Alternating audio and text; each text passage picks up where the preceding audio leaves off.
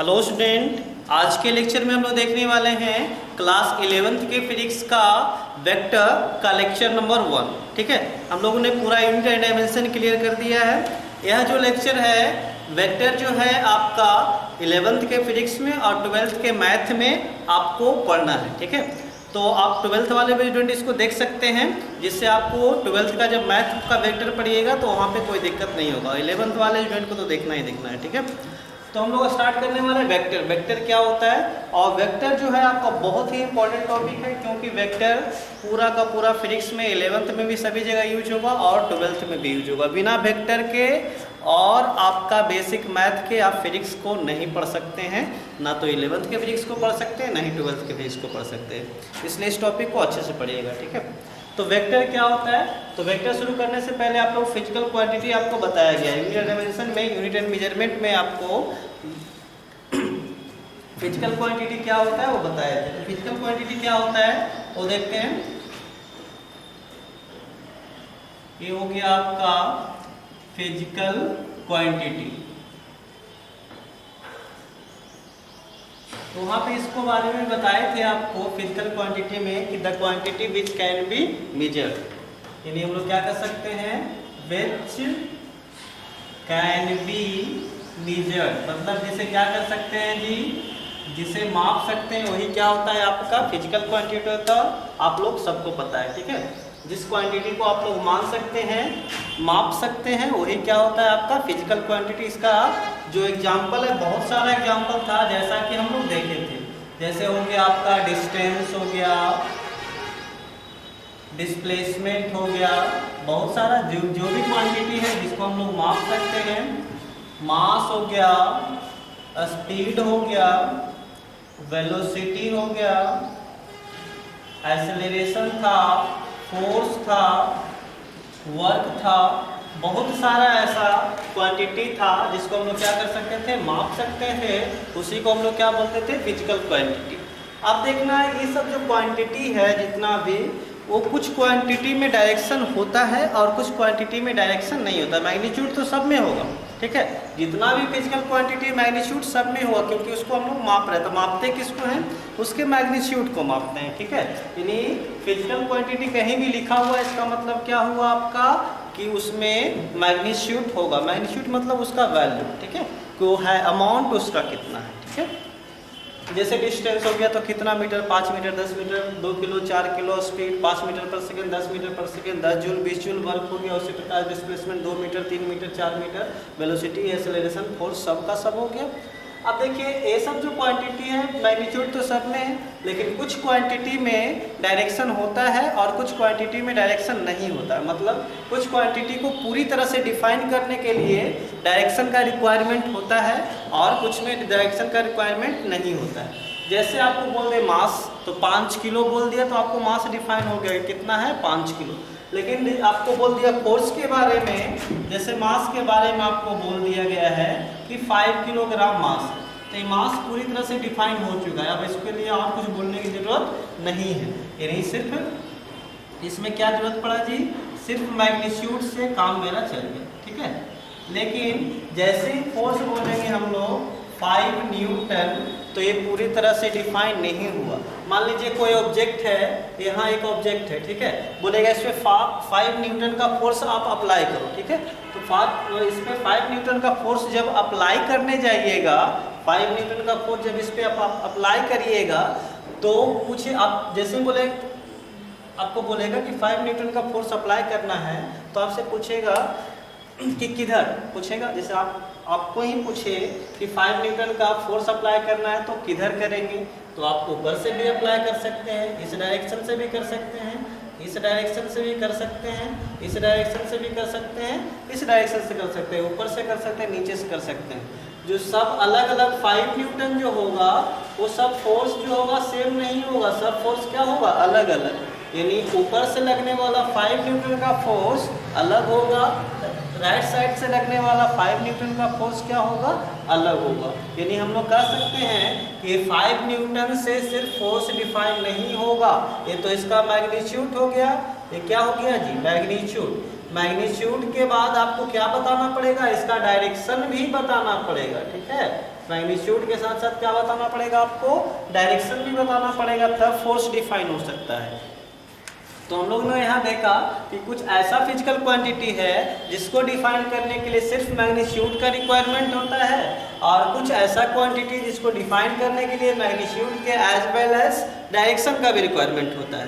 तो जो सब ऐसा जो क्वांटिटी है जिसमें सिर्फ मैग्नीट्यूड का रिक्वायरमेंट होता है उसको ही हम लोग क्या कहते हैं, स्केलर कहते हैं। उसको ही हम लोग क्या कहते हैं जी, स्केलर कहते हैं। और जिसमें मैग्नीट्यूड से काम नहीं चलता है, हमको डायरेक्शन के भी रिक्वायरमेंट होता है, वही क्या कहलाता है, आपका वेक्टर कहलाता है। यानी हम लोग इसके आधार पर फिजिकल क्वांटिटी को कितने भाग में डिवाइड कर सकते हैं, 2 भाग में डिवाइड कर सकते हैं। पहले भी हम लोग इसको डिवाइड किए थे फर्स्ट चैप्टर में, जो कि आपका क्या था, एक था फंडामेंटल क्वांटिटी और एक था ड्राइव्ड क्वांटिटी। वो तो आपको उसका ओरिजिन के रिस्पेक्ट में था।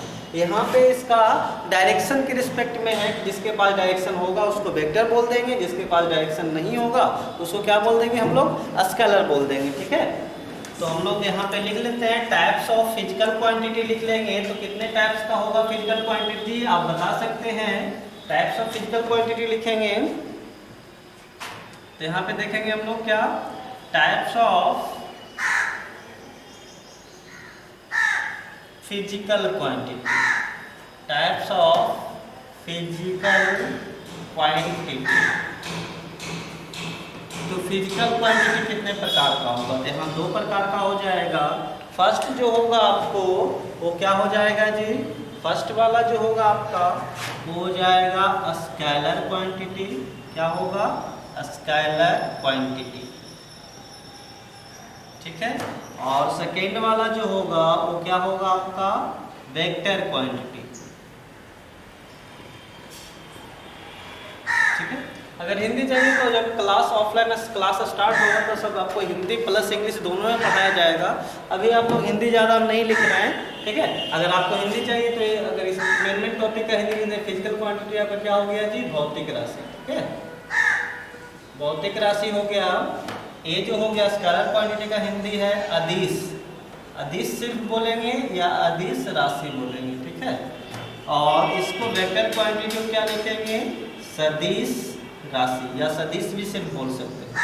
तो फिजिकल क्वांटिटी जो हो गया वो कितने प्रकार का हो गया, 2 प्रकार का हो गया आपका, कौन कौन, अदिश राशि और सदिश राशि। जो फिजिकल क्वांटिटी कितने प्रकार का, 2 प्रकार का, एक है आपका स्केलर क्वांटिटी और दूसरा क्या है, वेक्टर क्वांटिटी। ठीक है, अब हम लोग नेक्स्ट आएंगे कि स्केलर क्वांटिटी कैसे डिफाइन करेंगे और वेक्टर को कैसे डिफाइन करेंगे। तो पहले आप इतना थोड़ा सा नोट कर लीजिए जल्दी से वीडियो पॉज करके, उसके बाद हम लोग दोनों को अलग अलग डिफाइन करेंगे। ठीक है, तो जल्दी से नोट कर लीजिए इसको, कुछ नहीं है, बस थोड़ा सा हो गया होगा। चलो अब हम लोग पूरे को स्केलर क्वांटिटी को अलग से पढ़ेंगे और वेक्टर को अलग से पढ़ेंगे। मेनली हमको वेक्टर पढ़ना है, लेकिन हम लोग पूरा शुरू से देख रहे हैं। ठीक,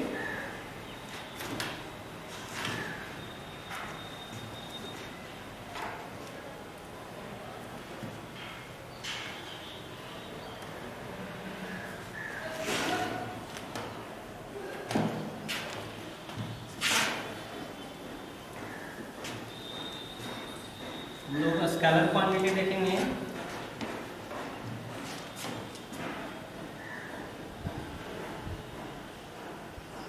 देख रहे हैं स्केलर क्वांटिटी। स्केलर क्वांटिटी क्या होता है, इसको डिफाइन करते हैं, ध्यान से देखिएगा।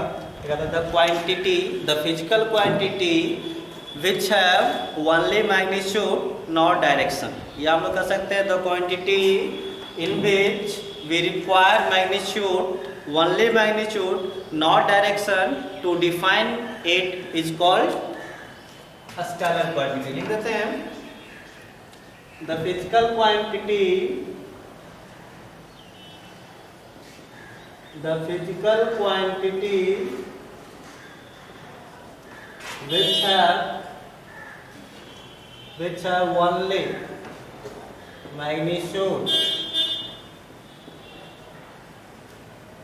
and not direction,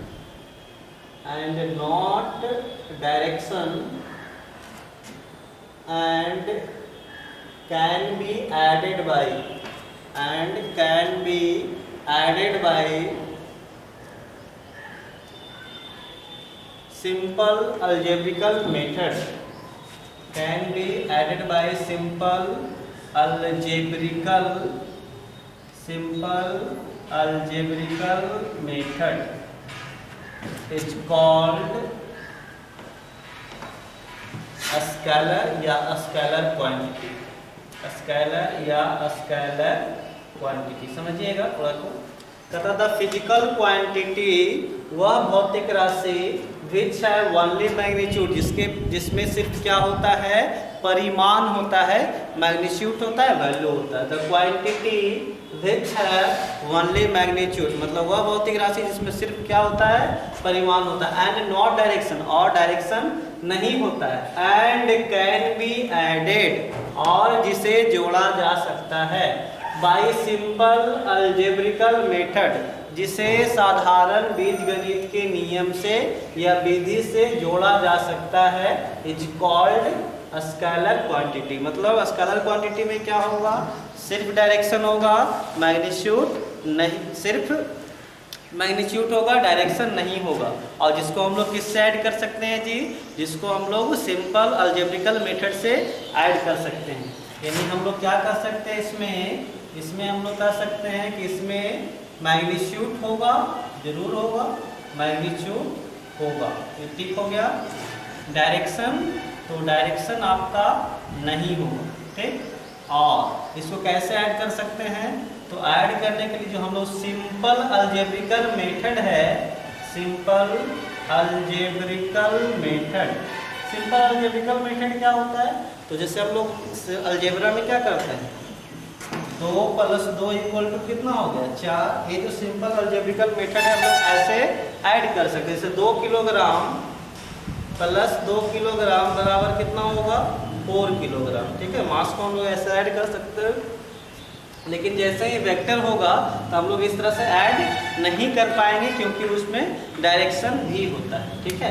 अब इसका एग्जाम्पल बहुत सारा है जिसमें डायरेक्शन नहीं होगा। जैसे हो गया आपका डिस्टेंस हो गया, एग्जाम्पल में क्या हो गया जी, डिस्टेंस हो गया, मास हो गया, आपको हम लोग लिख सकते हैं डिस्टेंस, मास, स्पीड हो गया। उसके बाद हम लोग वर्क लिख सकते हैं, करंट लिख सकते हैं, और भी बहुत सारा है, डिस्टेंस, मास, स्पीड, वर्क, करंट, एनर्जी, ये सब बहुत सारा ऐसा क्वांटिटी जिसमें किसी में डायरेक्शन आपको नहीं है। जैसे डिस्टेंस है तो डिस्टेंस जो है आपका 4 मीटर 5 मीटर ऐड कर सकते हैं सीधे। मास है, इसको भी ऐड कर सकते हैं, स्पीड, वर्क, एनर्जी, ये सब, करंट, ये सब जो है आपका क्या है, स्केलर क्वांटिटी है। ये आपको डायरेक्शन पे निर्भर नहीं करेगा, ठीक है। जल्दी से इसको लिख लीजिएगा आप लोग। अब हम लोग वेक्टर पे चलेंगे। मेनली हमको वेक्टर पढ़ना है, ये सब तो आपको उसका बैकग्राउंड पढ़ना है, ठीक है। चलिए, तो इसको लिख लिए होंगे, वीडियो पॉज करके लिख लीजिए। अब हम लोग वेक्टर देखेंगे, मेनली तो वही जानना है हमको।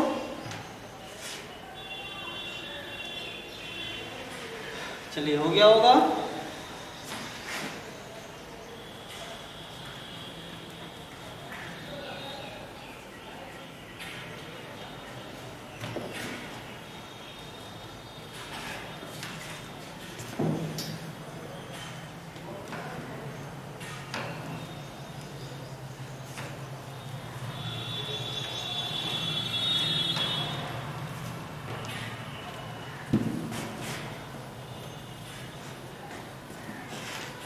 मेनली हम लोग अब वेक्टर क्वांटिटी जानेंगे, ठीक है।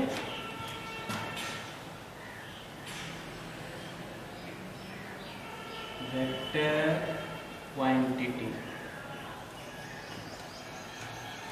या वेक्टर सिर्फ भी बोल सकते हैं। तो कहता था फिजिकल क्वांटिटी इन विच या द फिजिकल क्वांटिटी विच है magnitude as well as direction. लिख देते हैं, the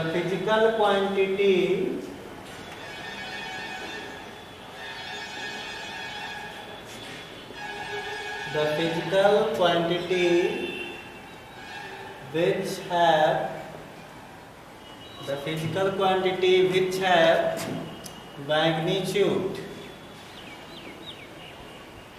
the physical quantity which है magnitude as well as direction and can B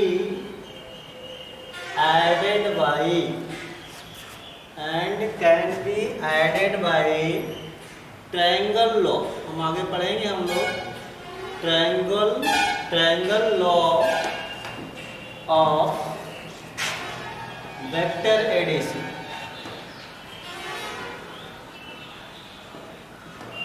it's called vector या वेक्टर क्वांटिटी। वेक्टर बोल सकते हैं या क्या लिख सकते हैं जी, वेक्टर क्वांटिटी बोल सकते हैं। कहता द फिजिकल क्वांटिटी विच है magnitude as well as direction and can be added by triangle law of vector addition. It's called vector या वेक्टर क्वांटिटी। कहता है कि वैसा फिजिकल क्वांटिटी, वैसा भौतिक राशि विच है मैग्नीट्यूड, जिसके पास क्या होता है मैग्नीट्यूड, एज वेल एज साथ ही साथ डायरेक्शन दिशा भी होता है, and can be added by और जोड़ा जा सकता है, कैन बी एडेड बाय कैसे बाबू, triangle law of vector addition, जिसे सदिश के योग के त्रिभुज नियम आगे बताएंगे से जोड़ा जा सकता है, उसे हम लोग क्या कहेंगे, वेक्टर या वेक्टर क्वांटिटी कहेंगे। ठीक है, इसका एग्जांपल देख लेते हैं। यानी इसमें क्या क्या होगा, तो पॉइंट पहले लिख लेते हैं। इसमें मैग्नीट्यूड भी होगा, क्या होगा आपका मैग्नीट्यूड, और क्या होगा डायरेक्शन ए भी होगा, ये दोनों होगा, और साथ में क्या होगा, इसको ऐड जब करना है तो ऐड करने के लिए क्या चाहिए आपको, ट्रायंगल लॉ। क्या चाहिए, triangle law of vector addition. क्या चाहिए आपको जी, triangle law of vector addition, ये सब चाहिए। ठीक है, तो हम लोग कह सकते हैं कि वेक्टर क्वांटिटी क्या होगा, जिसको हम लोग को ऐड करने के लिए, जिसको डिफाइन करने के लिए मैग्नीट्यूड और क्या डायरेक्शन और क्या जी triangle law of vector addition, ये तीनों चाहिए। उसको ही हम लोग क्या कहेंगे, आपको वेक्टर क्वांटिटी क्या कहेंगे। ठीक है, चलो इसका एग्जांपल देख लेते हैं। इसका एग्जांपल जो है आपका डिस्प्लेसमेंट है। क्या है जी, डिस्प्लेसमेंट। हम लोग आगे पढ़ेंगे डिस्प्लेसमेंट क्या होता है, आपको initial point two final point होता है। ठीक है, तो डायरेक्शन भी इसमें आके इनिशियल पॉइंट से फाइनल पॉइंट, और किधर भी इसका डायरेक्शन फिक्स है, initial point two final point. इनका डिस्प्लेसमेंट, उसके बाद हो गया वेलोसिटी, उसके बाद इसमें हो गया एक्सेलरेशन, उसके बाद हो गया फोर्स, टॉर्क, मोमेंटम, बहुत सारा है। जिस तरह से आप लोग जैसे फिजिक्स का चैप्टर पढ़ते जाइएगा उस तरह से आते जाएगा, वहाँ पे बताया जाएगा कौन स्केलर है, कौन वेक्टर है, किसका यूनिट क्या होता है, किसका डायमेंशन क्या होता है। ठीक है, इसी कर तो बहुत सारा। ये हो गया आपका इसका एग्जाम्पल। अब हम लोग वेक्टर का नोटेशन कैसे देते हैं। ठीक है, तो वेक्टर का नोटेशन या रिप्रेजेंटेशन, नोटेशन लिख देते हैं, नोटेशन ऑफ वेक्टर या वेक्टर को किस तरह से डिनोट करते हैं। तो वेक्टर के लिए क्या चाहिए आपको, कोई भी स्मॉल लेटर ले सकते हैं या कैपिटल ले सकते हैं। और क्या ले सकते हैं, स्मॉल लेटर और कैपिटल लेटर, स्मॉल या कैपिटल लेटर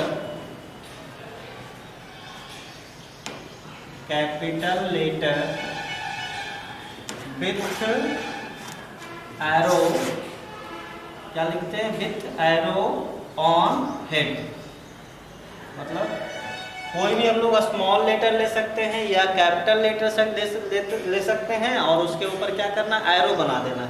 जैसे क्या हो गया, जैसे कोई वेक्टर ए है। ठीक है, कोई वेक्टर ए है, इस पर क्या बनाती है, इस तरह से एरो या कोई वेक्टर बी लिखा हुआ इस पे एरो बना देंगे, इसको क्या पढ़ेंगे वेक्टर ए, इसको पढ़ेंगे वेक्टर बी, या कैपिटल में भी रह सकता है कैपिटल ए इस तरह से, जैसे एफ वेक्टर लिखते हैं इस तरह से। तो क्या हो सकता है जी, वेक्टर का नोटेशन के लिए कोई हम लोग क्या लिखेंगे लेटर लिख देंगे, उस पर क्या दे देंगे एरो का साइन दे देंगे, क्या दे देंगे एरो का साइन। तो उसका मतलब क्या हुआ कुछ वेक्टर है, इसको पढ़ेंगे vector A, vector B, vector A, vector F, इस तरह से हम लोग इसको लिख सकते हैं। ठीक है, यानी हम लोग क्या करेंगे कोई भी लेटर लिखेंगे उस पर क्या दे देंगे एरो का साइन दे देंगे, तो किसका नोटेशन हो जाएगा आपका वेक्टर का नोटेशन हो जाएगा। ठीक है, तो जल्दी से इसको आप नोट डाउन कर लीजिए, वीडियो पॉज करके नोट कर लीजिए इसको। उसके बाद हम लोग देखेंगे इसका ग्राफिकल नोटेशन, वेक्टर का ग्राफिकल नोटेशन क्या होता है। ठीक है, ये तो हम लोग आराम से कल ऐसा ही लिखना होगा, अगर कोई वर्ड भी लिखना होगा तो हम लोग क्या लिख देंगे कोई लेटर लिख देंगे उस पर एरो का साइन लिख देंगे। ठीक है, तो वीडियो पॉज करके जल्दी से इसको नोट कर लीजिए, हो गया होगा नोट।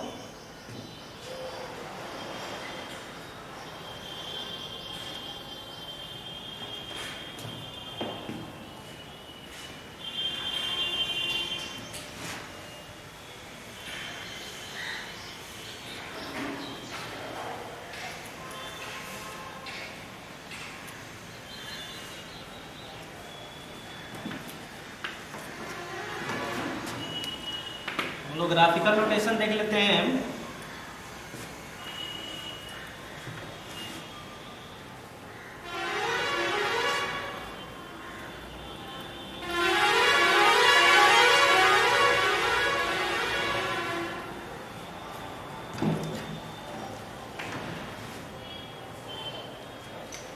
तो देखिए ग्राफिकल नोटेशन क्या होता है। Graphical notation of vector, vector को हम लोग ग्राफिकल नोटेशन मतलब क्या हुआ, ग्राफिकल नोटेशन मतलब ग्राफ के रूप में बनाना होगा तो किस तरह से बनाएंगे। तो हम लोग क्या करते हैं जी, एक क्या लेते हैं स्ट्रेट लाइन लेते हैं। ठीक है, क्या करते हैं आपको ग्राफिकल नोटेशन में एक स्ट्रेट लाइन ऐसे लेनी है। ठीक है, एक साइड क्या दे देंगे एरो। ठीक है, ये एरो जो है एरो क्या बताएगा आपको, जैसे इस तरह से अच्छे से बना देंगे पहले।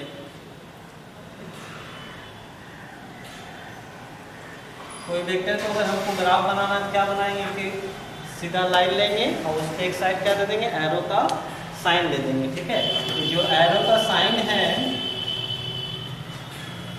ये जो एरो है वो किसको बताएगा आपको डायरेक्शन बताएगा। क्या बताएगा जी, वेक्टर का डायरेक्शन बताएगा। और इसका जो लेंथ है, लेंथ जो इसका है length of ST line straight line,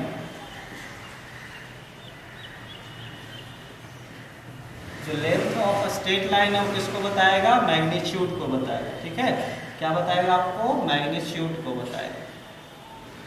तो ग्राफिकल नोटेशन में डायरेक्शन कौन बताता है, तो जो एरो का साइन होता है जिधर एरो हो उधर ही उसका डायरेक्शन हो जाएगा, और जो इसका लेंथ है वो किसको बताएगा आपका मैग्नीट्यूड को बताएगा। ठीक है, जैसे यहाँ पे लिखा हुआ है एग्जांपल नंबर 1 में वेक्टर ए है। ठीक, जिसको जो डिफाइन किया गया इस प्रकार से, ये हो गया आपका वेक्टर ए। ठीक, और दूसरा वेक्टर बी जो है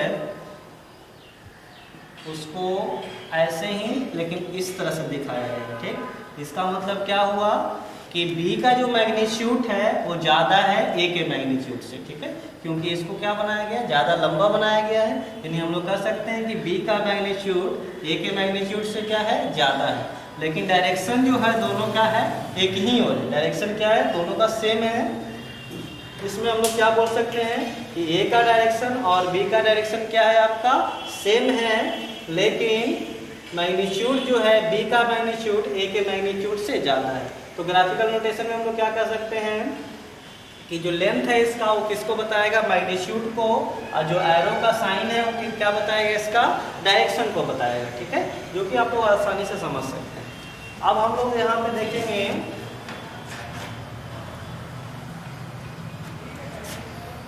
यहाँ पे हम लोग देखेंगे वेक्टर को कोई स्केलर से मल्टीप्लाई करते हैं तो क्या होता है, multiplication of vector by a scalar. इसका मतलब समझिए, कोई वेक्टर है उसको एक स्केलर से मल्टीप्लाई कर देंगे तो क्या होगा।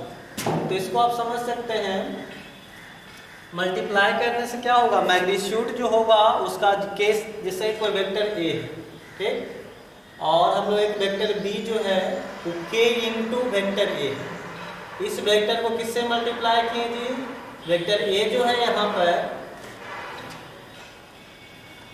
हम लोग ऐसे कर देते हैं, ए इज मल्टीप्लाइड बाई, समझिएगा, मल्टीप्लाइड बाई के। ए को के से मल्टीप्लाई कर देंगे तो क्या हो जाएगा, के इंटू ए हो जाएगा, ठीक है। मल्टीप्लाइड बाई के तो हमको क्या मिल जाएगा, के इंटू ए मिल जाएगा। इसका मीनिंग क्या हुआ उसको समझिएगा। कोई वेक्टर ए था उसको हम लोग किससे मल्टीप्लाई कर दिए, के से मल्टीप्लाई कर दिए, तो कितना हो गया, के इंटू ए हो गया। तो मान लीजिए वेक्टर ए जो था इतना था, ठीक है, ठीक, ये वेक्टर ए है जो कि इस डायरेक्शन में था।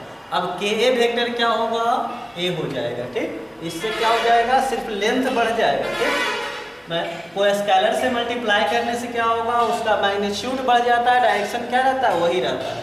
तो क्या हो जाएगा, के इंटू वेक्टर है। देखिए डायरेक्शन सेम है लेकिन मैग्नीट्यूड क्या हो गया आपका, बढ़ गया। यानी ये है तो ये किसको बताएगा, ये मान लेते हैं 3a को बता सकता है। 4a तो और लंबा हो जाएगा, हाफ ए रहेगा तो और लंबा हो जाएगा, ए हो गया, ये 3 हो गया। कहेगा 2a तो क्या हो जाएगा, ये 2a हो जाएगा। कहेगा हाफ ए तो हाफ ए के लिए छोटा सा बना दीजिए, 1/2a। यानी हम लोग कह सकते हैं कि कोई वेक्टर को अगर स्केलर से मल्टीप्लाई करेंगे तो डायरेक्शन सेम रह जाएगा, लेकिन उसका मैग्नीट्यूड जितना से मल्टीप्लाई करेगा उतना टाइम्स बढ़ जाएगा, उतना गुना हो जाएगा, ठीक है। तो हम लोगों ने जाना कि ग्राफिकल नोटेशन क्या होता है। तो ग्राफिकल नोटेशन में हम लोग क्या करेंगे, एरो का साइन देंगे, एरो बताएगा डायरेक्शन और स्ट्रेट लाइन की जो लेंथ है वो मैग्नीट्यूड को बताएगा, ठीक है।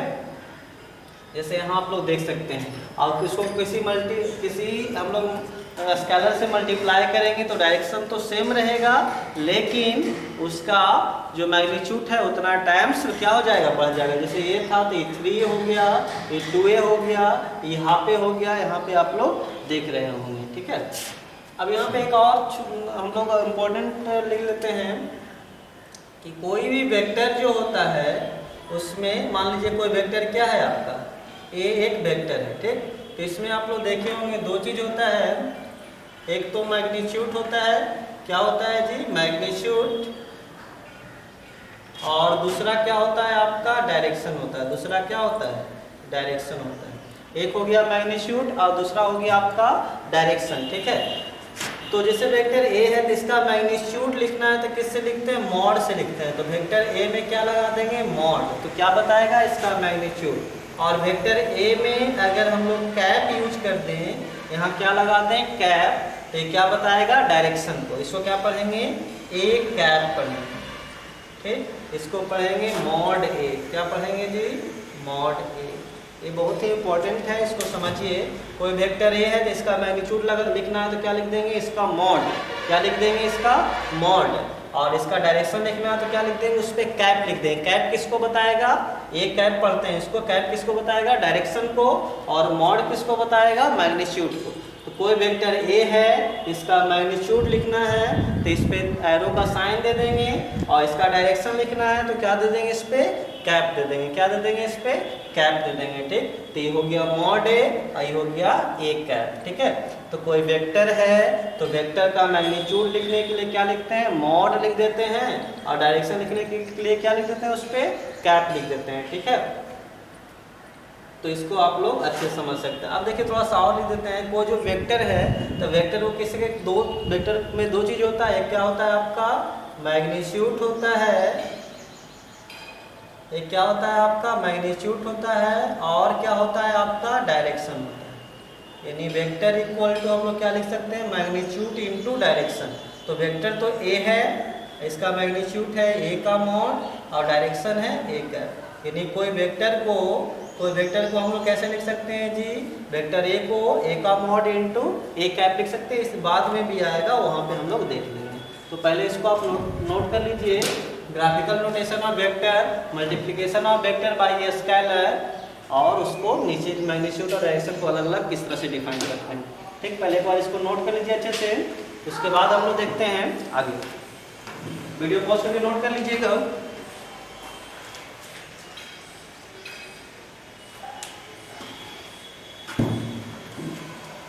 चलिए, हो गया होगा।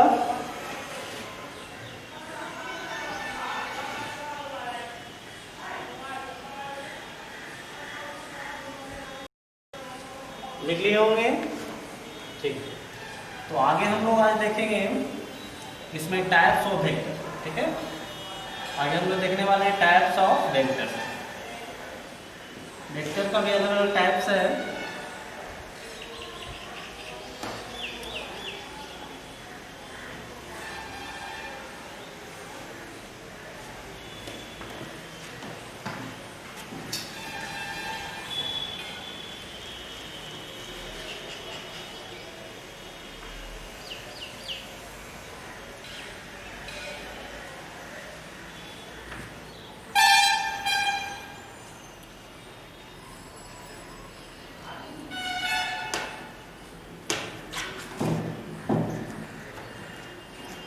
तो हम देखेंगे टाइप्स ऑफ वेक्टर।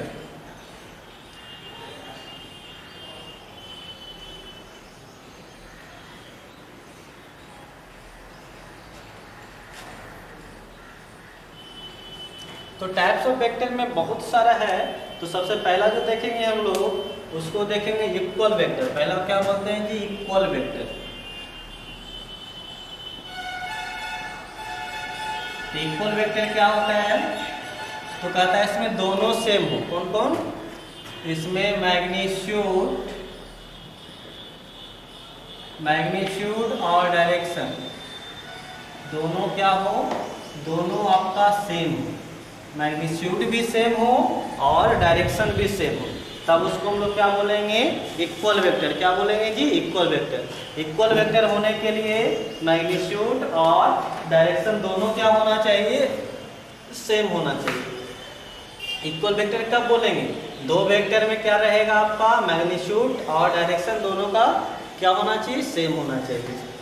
जैसे मान लेते हैं एग्जांपल में, देखिए if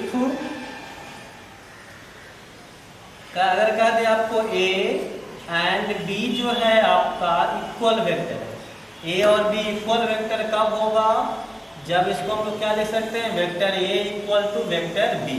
vector A equal to vector B कब लिखा जा सकता है, जब दोनों क्या है, इक्वल वेक्टर। मतलब ए का मैग्नीट्यूड और बी का मैग्नीट्यूड क्या होगा आपका, सेम होगा, और ए का डायरेक्शन और बी का डायरेक्शन भी क्या होना चाहिए, सेम। तब हम लोग क्या बोलेंगे इसको, इक्वल वेक्टर। सिंपल है, इक्वल वेक्टर मतलब सब कुछ इक्वल, मैग्नीट्यूड भी और डायरेक्शन भी। सेकेंड जो है उसको बोलते हैं हम लोग अपोजिट वेक्टर। क्या बोलते हैं जी, अपोजिट वेक्टर, या इसी को नेगेटिव वेक्टर भी बोलते हैं। अपोजिट वेक्टर या नेगेटिव वेक्टर। अपोजिट वेक्टर या नेगेटिव वेक्टर क्या होता है उसको देखेंगे। जैसे मैग्नीट्यूड तो सेम रहेगा लेकिन डायरेक्शन क्या रहेगा, अपोजिट। तो पहला पॉइंट इसमें क्या है, मैग्नीट्यूड क्या हो आपका, मैग्नीट्यूड सेम हो। मैग्नीट्यूड क्या हो जी, सेम।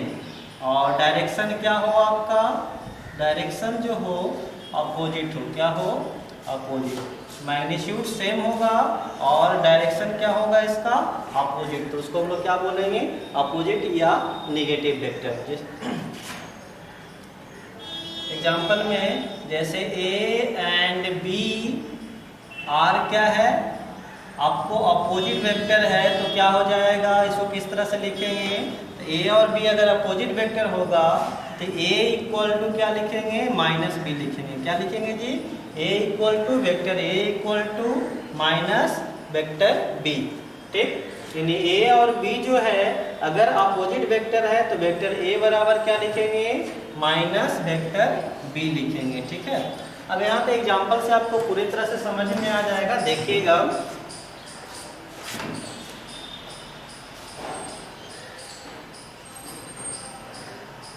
जैसे इस तरह से बनाए हम लोग, नॉर्थ, इधर हो गया सॉरी ऊपर नॉर्थ, नीचे साउथ, इधर ईस्ट और इधर क्या हो गया आपका वेस्ट हो गया। ठीक है, अब यहाँ पे एक वेक्टर ए जो है वो यहाँ से यहाँ तक, ठीक, 1 यहाँ 1 लिखा हुआ, यहाँ 2 लिखा हुआ है, ये -1 है, -2 है, 1 है, 2। ठीक है, एक वेक्टर जो है यहाँ से यहाँ तक लिखा हुआ है जो कि वेक्टर ए है। ठीक, वेक्टर बी जो है वो 2 से शुरू हुआ है, 0 पर इस तरह से खत्म हुआ, ये वेक्टर बी।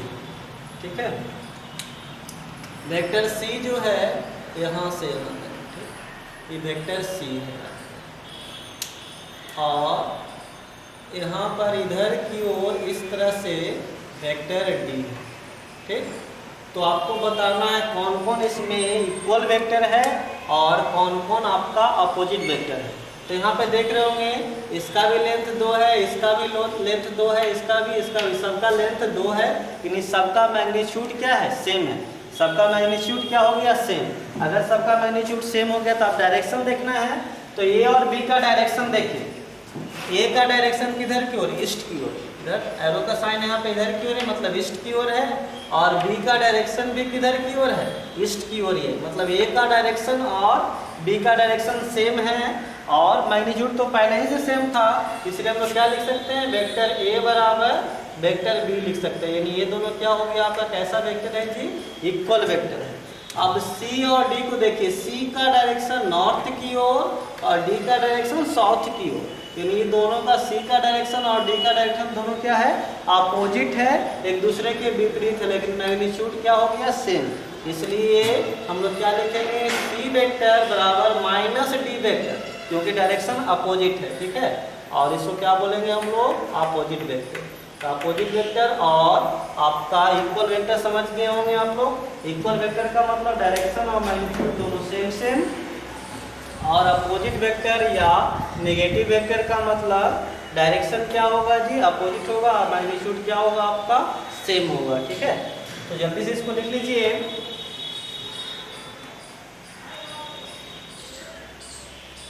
हो गया होगा,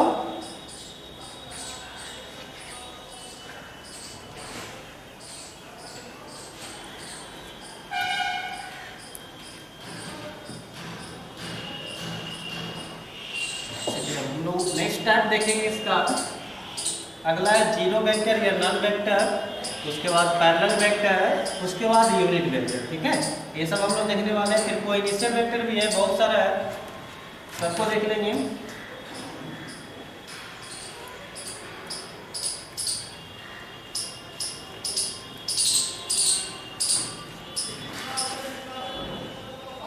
चलिए देखते हैं। तो नेक्स्ट है जीरो वेक्टर या नल वेक्टर।